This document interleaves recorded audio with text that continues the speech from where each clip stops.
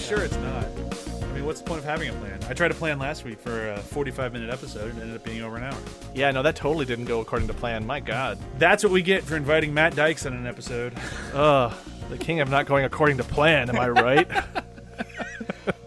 And now we get to find out if Matt Dykes is listening to our episodes. Right. Oop, and then Chewie started a video. This is a perfect, not the fucking plan opening. Yeah. No, I'm fine with it. I'm actually totally Are you fine even with it. recording? Oh, yeah, we've been recording yes. for 34 seconds. Hi, and welcome to Behind the Hype with me, your host, always Brian Dressel.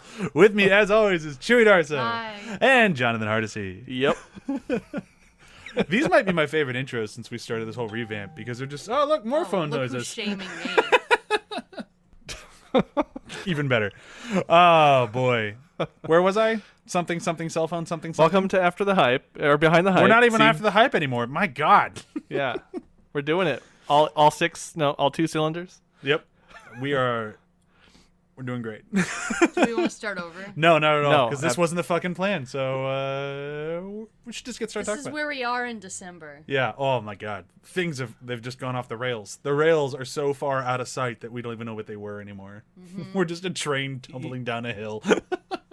Yeah. Or a man Yep.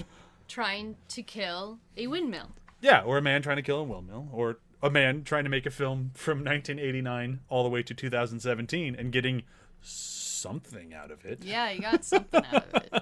It's a mishmash. That's a excellent, very positive review. Probably far more positive than mine would be. Today we're talking The Man Who Killed Don Quixote. A film that started being made in 1989, failed, and then tried again, then failed, then Got washed away. got completely flooded and washed away at one point. Lost- Start doing really good in the year 2000, and then that fell apart too. Lost funding, lost actors. Actors died, horses died. IMDb trivia has listed it as said to be the most cursed film in cinema history. But it's out. They did it. It is an exercise in being Patience. stubborn. I mean, what? Yep. Patience and You being both are stubborn. right? You both are right. Equally. I shall make this movie. Oh my God. And that is both the director behind the scenes, Terry Gilliam behind the scenes going, I will fucking make this goddamn fucking movie. And Adam Driver's character, Toby, being, I will make this fucking commercial. And although not really Toby ever... really didn't seem to care about the commercial. Toby didn't seem to care much about anything other than reconnecting with some actor he hired when he was young.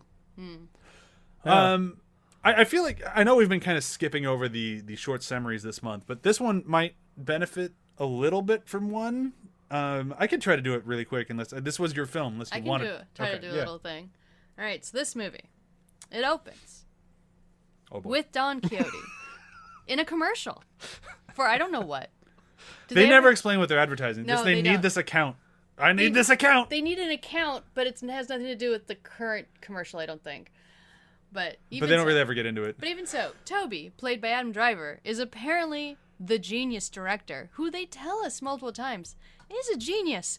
But mostly we just see him try to sleep with his boss's wife and treat everyone like trash. Or a 15-year-old girl. Well, we don't really see him try to sleep with her. He does a lot of flirting. Yeah. That comes later. Yeah. And he gets reminiscent about a movie he made in college, I guess, a short film, a passion project, if you would say. And he goes back to the town and finds out that the person who played Don Quixote in that thing still thinks he's Don Quixote, and he's being held prisoner by other people who, I guess, are exploiting him for being Don Quixote. I couldn't tell if they're exploiting him or trying pandering to him. pandering him or like maybe trying to take care of him in I a don't weird way. know. It's really confusing. But then with he that. burns his house down and runs away. And then he goes back to the commercial, and then the cops come, and then he gets picked up by the cops. And Don Quixote destroys his cops and thinks he's Sancho. And then they go on a quest to end up trying to save the girl who played the ideal woman in his passion project. And The 15-year-old girl. yeah. Yeah. Who's now obviously Angelina, not 15 or anymore. I keep forgetting which one her name was. It's not Angelique. It's not Angelina. It's Angela. I don't know. Angelica? There's so many different versions of that name. Let's go with I forgot. This is bad. Frank. This is bad podcasting. Dulcinea. Either way, so then they go to a massive costume event for a Russian dude who is not the guy who usually plays mean Russian dude. It's some other guy that I don't recognize, but clearly is trying to be. I have seen him in one other film where he played mean Russian dude. So Yeah, so that's just his thing. yeah, so he's mean Russian dude when the other mean Russian dude can't play. And during his mental breakdown, I mean Toby's mental breakdown, he actually kills Don Quixote, the guy who believes he's Don Quixote. Oopsie daisy. And then later on becomes Don Quixote himself. Yeah. Yeah. And the 15-year-old girl who's now no longer 15 Is becomes Sancho. Yeah. And Right. he said, we're about to begin a very strange relationship.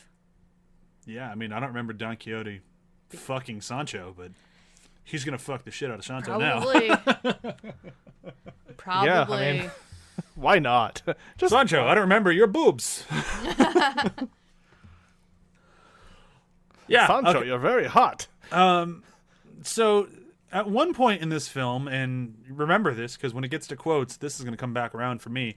There is a moment where Adam Driver is in the middle of the costume party, and the producer of the film, the producer of the commercial, is played by Stellan Skarsgård, is trying to catch him up on like, where have you been? This is everything that's been going on while you've been gone.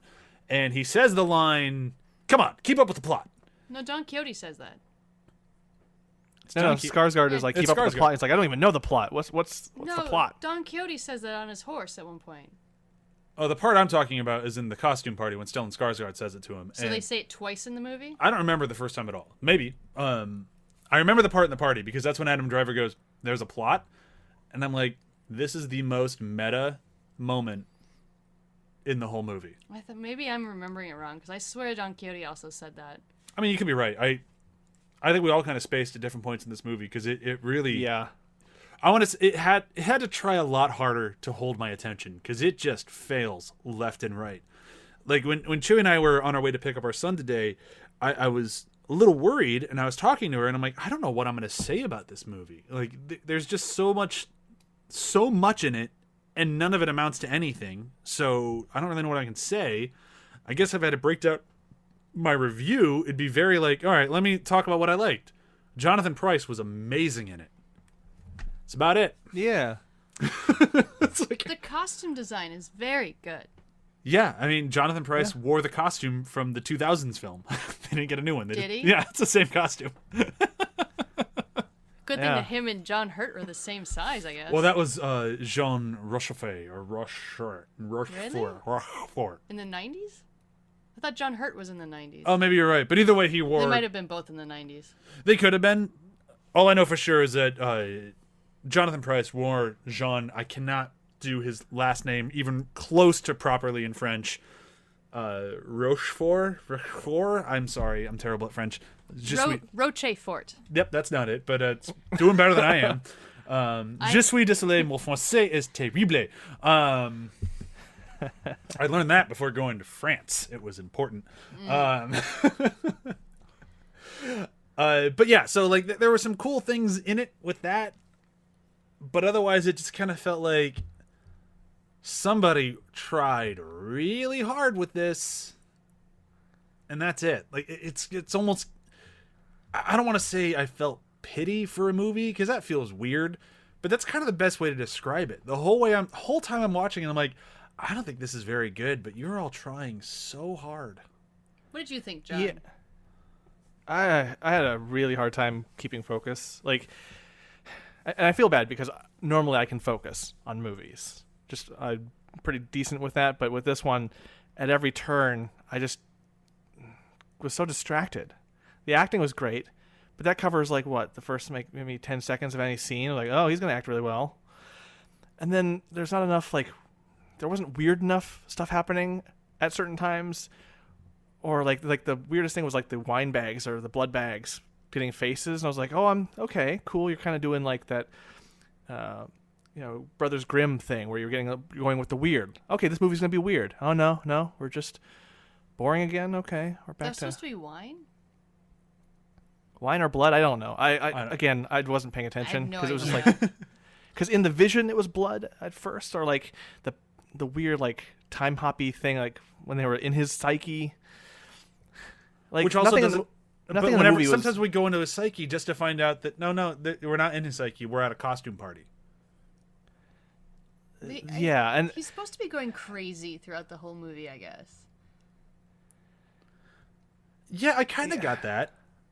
But like you kind of get it here and there, and then other times like, oh wait, no, he's not going crazy. This is what's actually happening, and it felt like it was one of those things of like, oh wow, we really don't have a movie here. Maybe if we leave it ambiguous, people will call it smart. Right, and at a certain point, I had hoped, because the idea, my thought was that once it starts getting into his psyche and he's starting to go mad, and it goes deeper into that madness, that would just keep spiraling and get weirder and weirder and weirder. But every time it kept coming back, it just kept coming back to something that was less and less interesting. Like every time he got real vision again, I was like, this is you're in a castle. Why is this castle boring? No, he's going to paint it purple. Oh, yeah, he did say he's It's going going to to get more exciting than. Yeah, he is going to. It'll get more exciting when the movie's over. Yeah, and then there would be like these Gilliam things, like the camera tilting, going, "Whoa, look how cool and dizzy we are!" Like there were Gilliam elements in this, but it was like, I mean, anyone could have copied that. Yeah, I got- very subdued Gilliam. I got such a vibe from this movie where Terry Gilliam watched. I keep forgetting the George Clooney movie, the name. Oh brother, we're out. Oh, brother, where art thou? And went, I'll do something like that. Because I have all these different versions of the script. Yep. I have the first version, which is just an adaptation of Don Quixote. I have another version, which has something to do with a movie production and then time travel. And then I had something else. All right, so we're going to make a movie where it is Don Quixote. Instead of time travel, we have a costume party. But we're going to have all these eccentricity things that happen that feel like they're probably supposed to be reminiscing of the book, the original book of Don Quixote, which is the feeling I got. But I haven't read the book Don Quixote, so I don't really know for sure. Because, Oh Brother, Where Art Thou is supposed to be a adaptation of the Odyssey, right? I believe Yeah. it. Or the- is- I always want to say the Iliad, but I think I'm always wrong. So I'm pretty Yeah, sure it's it the is Odyssey, It is because the Odyssey, yeah. the easiest connection point is the Cyclops, John Yes. Goodman's character. Yep, thank you. I thought it was the cow on the house or something. But I mean, it's littered it's got throughout a the whole lot. movie. Yeah.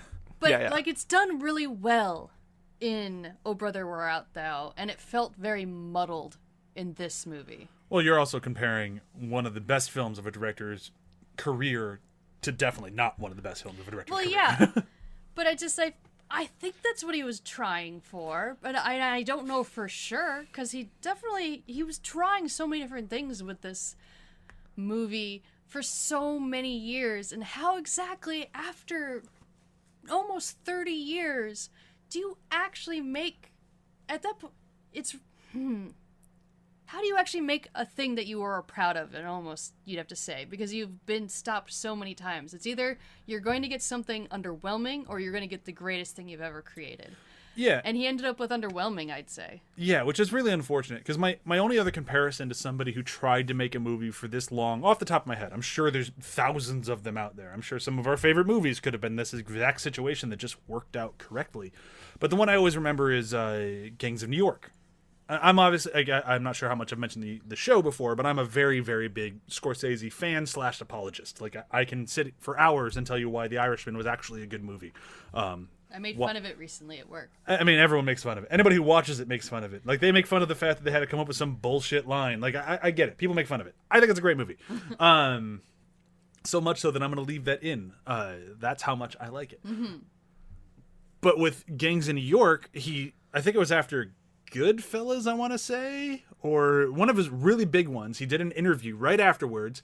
So what are you doing next? We loved this one. He's like, oh, my next one's going to be great. It's called Gangs in New York. It's like an interview from the 70s. And then he finally made it in like 2004 or 5, something like that. It's like he tried to get that thing made for years and it didn't work.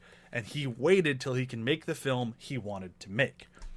And what Terry Gilliam did was he tried to make the film he wanted to make. It didn't work. He tried to make the film he wanted to make again. It didn't work. And he tried to make it and it didn't work. And then he got to 2017 and fucking pulled, I forget the belligerent asshole from Fox News, and said, fuck it, we'll do it live. And just did everything. It's like, we'll just do all the movies I tried to make. And it's like, well, that's not a good plan either, Terry. Oh, well, yeah. And like he even in the example of Gilliam himself, he managed to salvage something. He already was able to do that and kind of get a feel for it with Parnassus. Like he dealt with that, and he did a fairly good job, I would say, and just like kind of pivoted to a very interesting idea for the movie. And it's like, well, then he just took that to which has even less of a foundation to work with. And it's just like, well, at some point he knows what can work and what can't, right? So at what point do you have to really have the hard talk with yourself? I mean, I think about that a lot with a lot of things. Yeah. So I don't know, like, where does that conversation come in? Because so much in this movie is stacked against the movie, and it's all on screen, too. Yeah, I wonder if he got to a point where he'd rather have the film made and not be the one he wanted than to have never made the film. Like, he couldn't handle finishing his career without the Don Quixote film finished. It's better to have loved than never not loved at all. Yeah, better to love than lost than never loved at all. So better to have made a Don Quixote film and failed than never make a Don Quixote film at all. Like, I get it. I totally understand that mindset. It's just kind of a bummer. Yeah. Because when you watch this thing, and, you know, say what you will about Terry Gilliam, we won't get into it too much, but he is fucking Terry Gilliam. Terry Gilliam's having problems right now. And we're really hoping that a man who has been very progressive in the past will become progressive again. Yeah, that'd be nice. But, like, you can tell, like, just from you follow him at all, he's kind of an angry dude. He's a little grumpy in his older age. Like, I can see it. And then you get this movie that, you know, he made, or he tried to make, when he wasn't that grumpy guy. When he was this, you know, almost, dare I say, comedian? Like, he made some of the funniest movies ever. Like this guy had a knack for doing something that was against the grain and felt weird and wrong, but also, like, it was made for you. Like, he had this undeniable voice that was just like watch Brazil. It's like, what the fuck is happening in this movie? But I can't look away. Mm-hmm. It's just weird on top of weird on top of weird, but with this wonderful narrative that just threads the whole way through. It's like a masterwork, and it's unbelievable. And he did that many, many times. And I'm not expecting somebody to be able to continue that throughout their entire career. But when I watch this movie specifically, I'm like, he was trying to do it again. Because I watched Parnassus, and I don't think he was trying to do that. I think he was trying to make a very specific film with Parnassus. And it just didn't work out. And I haven't read Don Quixote either, but it's material that is absorbed through pop culture just in general. And, like, there's opportunity there. Like, you see a title like The Man Who Killed Don Quixote, and it's like, oh, well, that's probably a Gilliam film, right? Well, yes. Obviously, the pieces, the word cloud up there, his name is in it in big letters, right? Yeah. It's like, it's obvious. It's like a 1-2. Like, yeah, of course you're gonna have Terry Gilliam do it, but, like, it just didn't particularly feel like a Terry Gilliam movie most of the time. Never. No. Which could have worked out to its favor, but instead, because it just had those slight hint of Gilliam, it's like, just be Terry Gilliam. Just be you, man. Yeah. But I'm not sure if that guy's even there anymore. Well, because there are moments in this movie that I thought worked really well, where we started to lose the thread of the previous world or realm we were in, like, where it started to kind of lose connection with reality. And as it was losing that, I was like, just sever that cord, and fall. Just fall down the hole, you know, Alice down through the looking glass and all that. Get down your rabbit hole. Right, yeah, just go deep, go weird. And I feel like, yeah, it's just the history of it is what caused the problem. Just the long, like, we even saw this in the video game world with, like, Final Fantasy 15, like 10 years to get it made, and then what happened was, woof. Yeah, a lot of ideas that could have been good, but instead weren't. Right, and all those ideas were still in there, like, yeah. And that is true of this movie too. All the ideas that could have worked to make a great film, I think we're all here. I mean, I think Adam Driver did a really good job with what he had, but what he had was, you're a grumpy dick. You're an unlikable, grumpy dick. Will I grow throughout this film? Nah. He also suffers from white knighting, which is very much a Don Quixote problem. Yeah. Yeah. Because Don Quixote sees himself as, this honorable guy who's off on quests to save young women, and everyone falls in love with them, and he just can't control it. Yeah, it's just being Don Quixote. Yeah, that's such a white knight complex, and Toby fits right into that with his ideas of saving, what's her name? Because he has no motivations other than that. His motivations are, I am apparently over my career as a director. I want to go reminisce about my younger days. Then I get into trouble with the law, so I'm running away from the law, and I'm going to save this one woman. But none of that feels particularly noble at any moment. Angelica. I can talk. Her name's Angelica, and he needs to save Angelica because he put her in this position, which is and isn't true. I mean, yes, he got her into the idea of wanting to be a beautiful movie star. He did not make her a whore. No. Yeah, that was an interesting fault. leap that the movie made, and I was like, I think we missed 200 steps there. Yeah. But I mean, a lot of people blamed him. But I mean, She makes that choice. like, to defend the movie a little bit, I don't really find a lot of fault there because he's the one who did something different. They were just their normal town, and he came in and was like, "You're not just a normal town. You're the set of a movie. Look at how cool you are." And then from there on, everything's a little bit different now. Yeah. So they made the decisions. It's still their fault, but I mean, people scapegoat. That's what they do. So it makes sense that they would blame him, even though they're wrong to do so. I get that they would blame him. Like in a realistic world, I could still see that happening. Yeah. I don't know why I feel the need to defend the movie here, but I'm like, I could see that one working. I got one. Yeah, it just to me it was just weird that they went straight to the prostitution angle. Yeah. Right? Oh, yeah, yeah. They went so far that way. I was like, well, that's, I mean, the Rolodex. You roll a dice and got that, or like, let's roll a dice and tropes. Oh, we got the prostitute one again. Okay, And cool. just And it's all like, well, of it felt what's so worse than empty. disappointment? Yeah, Like, and- go that way. Everyone is disappointed in this movie. Like all these characters are disappointed. You already have enough. Like she didn't make it, and she's just mundane. Like, And I mean, in a she movie that's didn't supposed to have be weird, mundane is evil, right? Maybe if I knew the material better, like if I knew the book Don Quixote, it might make sense that she was a prostitute, because I honestly don't know. But from watching the film, I'm like, there's no reason that she had to be a prostitute. She's an attractive girl, and royalty went mine. And I go, okay, yeah, I buy that. Her dad was like, yep, nope, you're going with the king now. Her dad's really unhappy about it, though. And what I'm saying is, like, there's a way to make this film where she didn't have to become a prostitute. Like, I could have made the leap that she ended up with a prince or king or whatever he A was. Russian. Yeah. It didn't have to immediately leap to, a guy told me I was pretty and pointed a camera at me and I became a hooker. Yeah. Wait, what? What? Yeah, no, that seems like the the sort of thing a guy might do, right? Like the obvious choice for a guy writer Yeah. of a is certain very- age. Like, It just, honestly, at this point, it makes me wonder if Terry Gilliam really likes himself very much anymore. Well, I mean, When you lose your way as an artist, it reflects in your art. absolutely. Yeah. And this movie has been his giant struggle, so he just farted it out. And it's just not...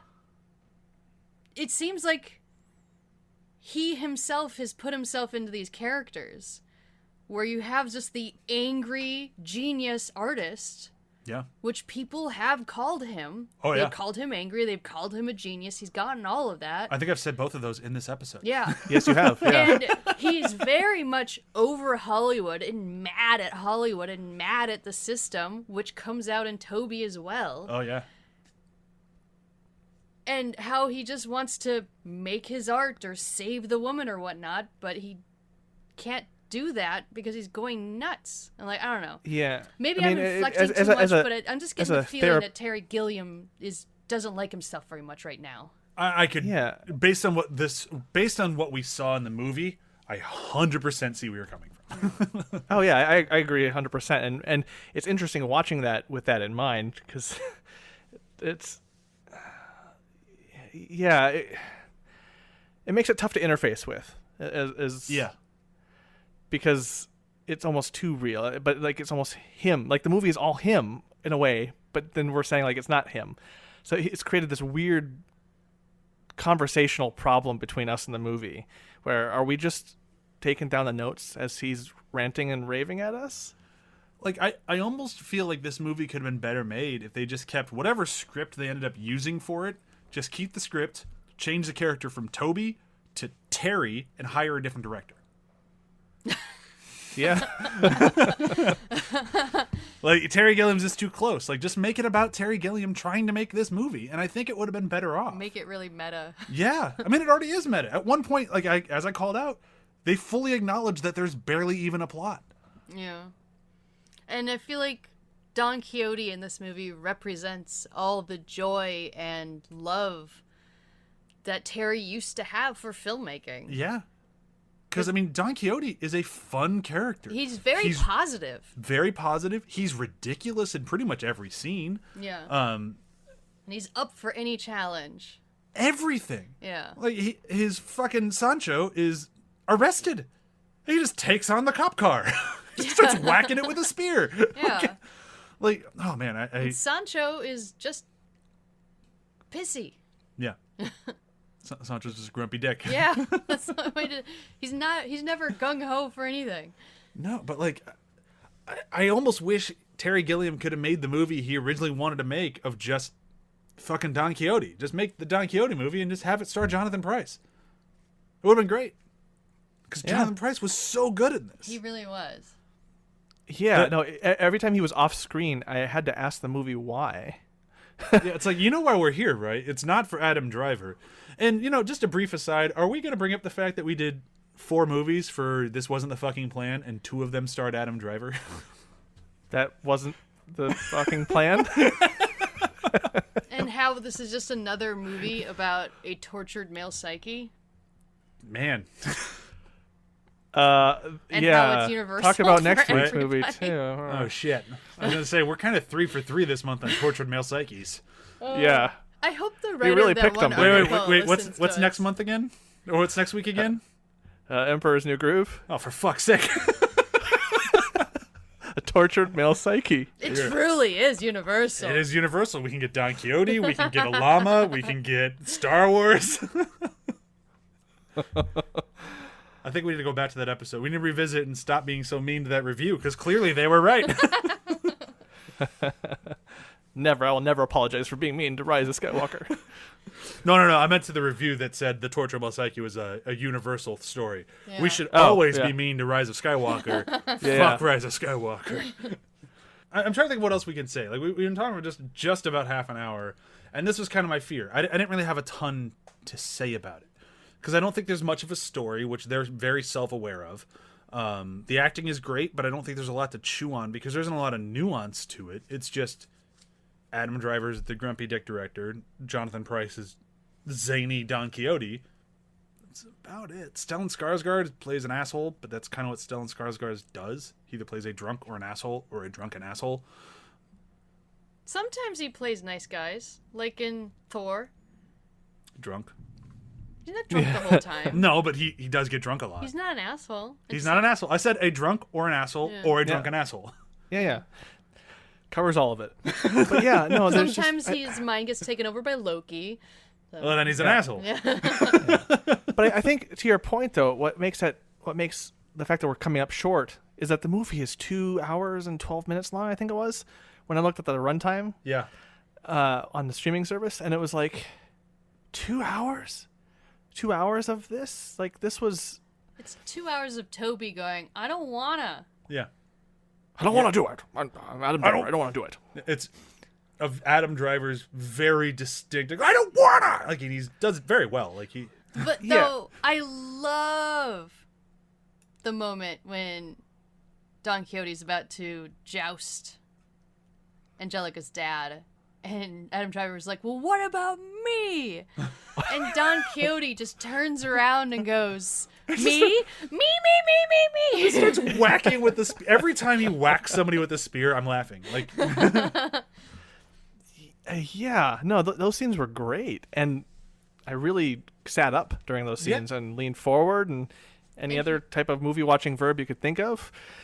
But then you have He never gets past that feeling, though, because even when he's trying to help Angelica, it never felt like he's really doing it for her. He's doing it for his own guilt. There was one scene, and I think it's probably the best scene in the whole movie, where I think he does it for Dawn, not for himself, and it fails. And that's when everyone is just playing along because they had the local crazy man who believes he's Don Quixote at the costume party, and they're going to put him up on this fake horse and get him to put on a big show for everybody. And Adam Driver's like, don't. Just please don't. And it's like that one moment of like, he's not doing this for him. He's doing this for himself. He's doing this for Don. He doesn't want him to feel embarrassed. Yeah. And it fails. And he does feel embarrassed. And it's like the one of the few times that he knows who he is. And it's like just that moment when he gets down, he's like, next time you tell me not to do something, please make sure that I don't do it. And it's like this really sad, like, wow, where was all of this power throughout all of this movie? Because if all of the movie had been as good as that one scene, it would have been my favorite movie of the year it came out. Yeah. It would have been amazing. Because that's where you could see, like, oh, wow, no, Adam Driver is one of the best actors working today. And Jonathan Pryce is one of the best actors of all time. And seeing them together is like, holy shit, are they good? And that, Yeah. And then they it's a repeat blip and that it's scene gone. it's later. a blip and it's gone because most of the movie. Because after that, you go on down the Titanic route of running around and trying to get through the thing, and everyone's getting in your way. Yeah, and then like John said, they try to repeat it at the end after he kind of kills Don. Yeah. I guess he does kill Well, Don. Totally also like when he's running down the hallway with the horse, for some reason, and he stops, and Jonathan Pryce is at the door frame just washing it, and he's like lost his spirit, and they try to go back to that moment and extend that conversation, but flip it.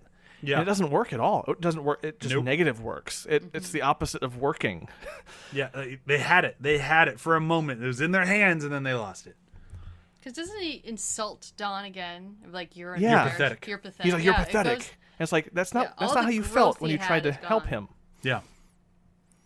All he had to say was, "You're Don Quixote." Instead, he goes with, "You're pathetic." Yeah. And it's like, It's almost like God damn it, movie.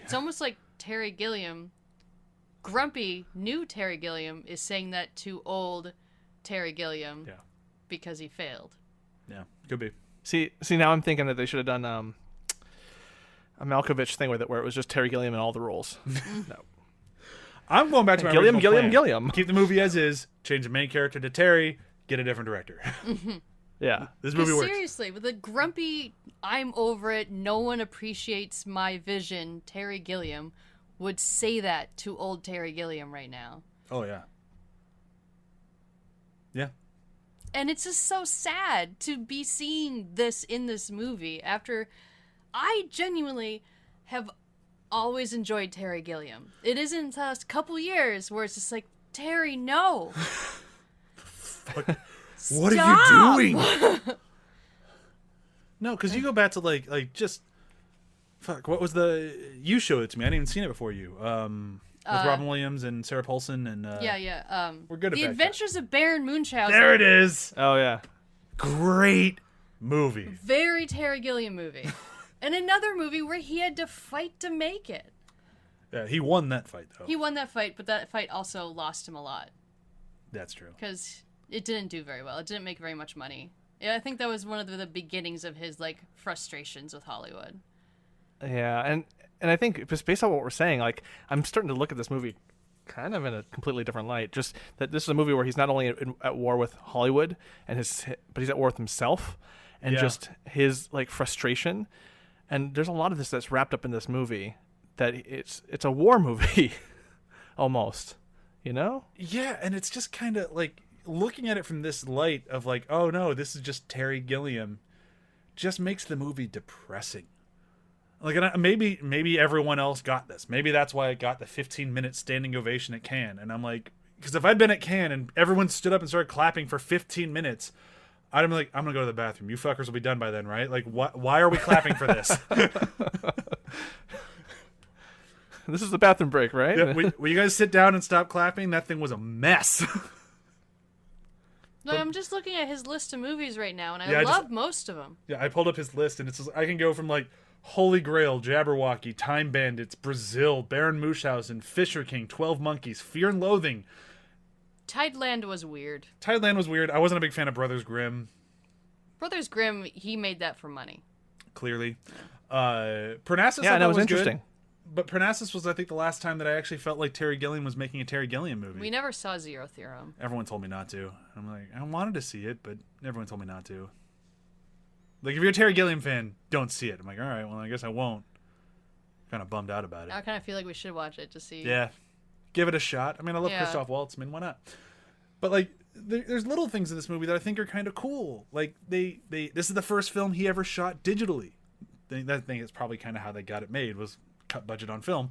But to try to still make it look like Terry Gilliam, because he likes film, he went and got the lenses they shot Apocalypse Now with.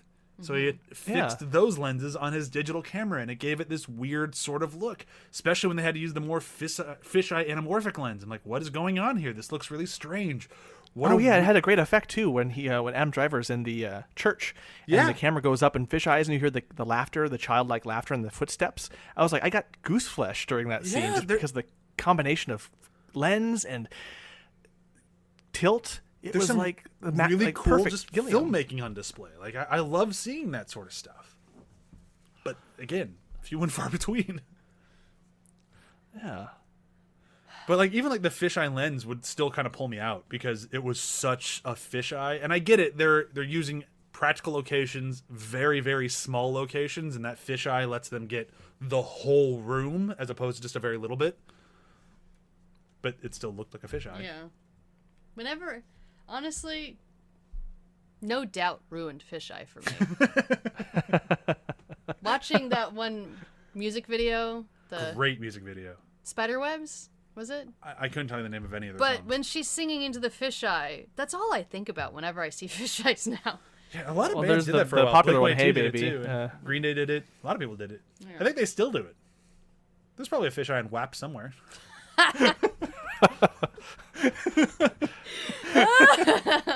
The fish was in the WAP all along. Which, honestly, the sets they used in WAP would look great in a Terry Gilliam movie. Yeah. Oh, great. Now I'm thinking of it like a Terry Gilliam's WAP. Terry Gilliam's WAP. My God, if Terry Gilliam had teamed with Cardi B and made WAP, that would have been the greatest thing in the world. I don't know what I would have done. Wait, who directed Cardi B's I video? mean, that would be out of left field. And I would be like, I'm definitely going to see what that was. I'll have to check that out. Terry Gilliam and his wet ass pussy. Anyhow, Well, at the beginning of Tidelands, he did say that he figured out that his inner child was a little girl. that is. God, I haven't seen Tidelands in so long. Oh, Terry Gilliam. Yeah. You, Terry Gilliam, you. I still have hope that Terry Gilliam will embrace change and just come into the fold of the future, I guess. And I have hope that Maybe you're this right. maybe this was the journey through the fire with which a phoenix will rise or something like that. Yeah, something like that. Let's move into quotes. A little bit more scattershot than our normal episode, but I just there's nothing here to talk about. We had to talk about the movie as a movie, not like as like a story that we could get invested in, because that's what it fucking was. So my quote is going to be from what I mentioned earlier when Stellan Skarsgård goes, "Keep up with the plot," and Adam Driver goes, "There's a plot." It's just, I feel like Terry Gilliam could have walked in front of the camera right there, shrugged, and then walked back behind the camera, and it would have felt totally fine. Oh, look, yeah. there's Terry Gilliam. Why is he looking dead in the camera and shrugging, and then walking back to the This fits. Yeah. No, the camera should have panned right past him too, as he's just chilling against the back wall. Yeah. You know. I had a different quote that I'm going to keep as a backup just in case nobody else says it, because it just got the only legit belly laugh out of me in the entire movie. Well, you already said your quote? I said mine, but I have a backup in case no one says the other one. Mine is me, which is Don Quixote beating on Sancho / Toby. Yeah. And I'm like, yep, right there. Yeah. Yeah. It's a movie about Terry Gilliam trying to deal with Terry Gilliam. Terry Gilliam beating the shit out of Terry Gilliam. Yep. There's a line, and I don't remember where it was, but Don Quixote says the line, "You think explaining explains anything?" And at that point, like the light bulb went off in my brain. I was like, I'm not going to enjoy this movie, am I? See, And yeah, I think he was in the, was he in just, they were off somewhere and he was just dancing crazily as Toby was trying to find food, I think that's where that was, around there. Or maybe it was while they were walking. Fuck, I don't remember. I believe they were walking at that moment. Okay. But just the line just hit up, like straight up slapped me. I was So I'm watching convinced something. Okay. while I was watching it that I'm like, if John's taking notes right now, this is his quote. And I was going with, it's when they run into Angelica in the woods, and she walks over to Don Quixote and starts talking in the old-timey, like, proper English. Ah, Don Quixote! And starts talking to him, and just Adam Driver in the background. Why are you talking like that? There was a moment that is a backup where he pushes the subtitles aside. Oh, yeah. And he's like, yeah, fuck this. We're talking English now. And I was like, okay, that was kind of interesting and funny. But it took me out because it was so out of left field. I just was not expecting that. I was expecting, I'm like, okay, now the movie's getting started. And then it never did anything that weird again. Yeah. Yeah. Why are we doing this? I understand you. You understand me. We don't need these. Clunk. Like, that was awesome. I haven't seen somebody call out subtitles that well since Austin Powers 2. Oh, man. Deep cuts. Yeah. That movie's so fucking good. No one loves Austin Powers 2 the way they should. I like Austin Powers too. Yeah, I enjoyed it. It's my favorite out of the The three. better soundtrack. Better soundtrack. Has Heather Graham. That's all you need. It's the Mass Effect 2 of Austin Power movies. Yeah. That made sense. To make absolutely no sense at all. I just, my brain was like, sure, that works. Go for it. Yeah, why Make not? a movie. Yeah. Yeah. Double features. This might be a little tough this week. I'm not sure what would even pair well with this. Ugh. A nap? No, sorry, that's so mean. I'll go with The Fisher King Okay. because it's another movie dealing with. I mean, it's another movie by Terry Gilliam with a character dealing with mental problems and viewing himself as a knight. Yeah, no, that works. Yeah. And except it's a lot better. Yeah, my gut instinct was going to be Brazil, but I didn't want to do two Terry Gilliam movies. And now that you've already done that, now I definitely can't do it. No. Fuck it. Requiem for a Dream. Oh, God. Oh, boy. Okay. Do you want to just go make yourself feel like this movie has good parts to it that make you happy? And Requiem Dream has amazing parts that make you very sad. Yeah, that's just like... I purposely never watched that movie because of like, no, everyone just tells me they feel awful, and some people talk about how they want to puke while watching that movie. That'd be a justifiable response. Yeah. I think these would be a great pairing. Oh, God. I don't- Which one first? I'd Oh, probably no, you lull them. You lull them into safety with the man who killed Don Quixote, Yeah. and then you just slap him upside the head with that. See, I the was other going to one. go the other way just to be like, all right, well, Okay. here's your horrible shower. And like, oh, look, Don Quixote's not that bad. Look at how happy everything can be. But no, I think John's got it right. You lull them to like, all right, okay, Don Quixote. That was a little strange, but I mean, how bad could it be? Torture Mill Psyche, we get it. You want to see Torture Mill Psyche? Here you fucking go. There's a woman male psyche in that one, too. Two? Yeah. Yeah, you have Jennifer Connelly and the mother. I don't remember who played the mother. How she didn't win an Academy Award for that movie, though, I will never understand, because holy shit, she was so good. So good. So good. Yeah, I'm still never going to watch that movie. You shouldn't. But it's also really good and really not good. John, I'm just buying you time. You got a double feature yet? Yeah. No, I just got distracted by the fact that Requiem for a Dream just good, but I've never been more depressed than seeing that movie. I've seen that movie so many times. That was like one of those movies where I'm like, look at how tough I am. I could watch this a whole bunch. I'm 18. I'm cool. Yeah, I've succeeded in only seeing it twice, and I feel like it's good that I can keep it at bay. But the film I was gonna go with is Donnie Darko, and kind of a similar. It's after this, where you watch the Don Quixote movie and then you get fucking playing on Jake Gyllenhaal. Yeah. Got another movie that I think is made by a director who's not a big fan of the director. I don't remember his name from Donnie Darko, but I'm pretty sure he just looks in a mirror and goes, fuck you. At some point, we will watch Southland Tales. Tales. Yes, it was supposed to be on for like one of whose month was it? It's gonna be May. Oh yeah, it's gonna be Justin Justin Timberlake. Timberlake. But then we didn't know how Yeah. much he was gonna be in the movie, so we decided not to. There's a mosquito in here. I'm trying to kill it. I'm not just clapping because I'm really excited. Wait, we did everything, right? We did it. We did Just it. plugs. We survived. We killed the giant. Oh my god, this one's tough. Man who killed Don Quixote. We went on an adventure. We definitely and Gilliamed it. Oh, we Gilliamed it. It definitely wasn't a giant. Here's something I will say. I did end this episode appreciating the movie more than I did going into it because I'm like, Yeah, oh, it's that's just true. it's just a mirror held up to Terry Gilliam's face, and Terry Gilliam is going, "Fuck you." That should be the review on the box, like on the back of the DVD. Have you ever wanted to see a director look at himself in the face and go, "You suck"? Here you go. All right. Thank you, everyone, so much for listening. We'll see you next week with my favorite movie ever. I can't express how much I love this film. So happy to rewatch it. Not an ounce of sarcasm anywhere in there. The Emperor's New Groove. I've only seen it Yeah. once and don't remember it. I've turned it off. Yeah, no, I'm very curious multiple after this times. month, after the month that we've had together, the three of us, what Emperor's New Groove will do to cap it off. I'm my very God. curious. I have to imagine it's the best one on the table. It's gonna be the most tortured male psyche. Yeah. I mean, it really is. If It's it got is, David Spade. If you want tortured Mel Psyche, we got David Spade coming. Oh, yes. Oh, man.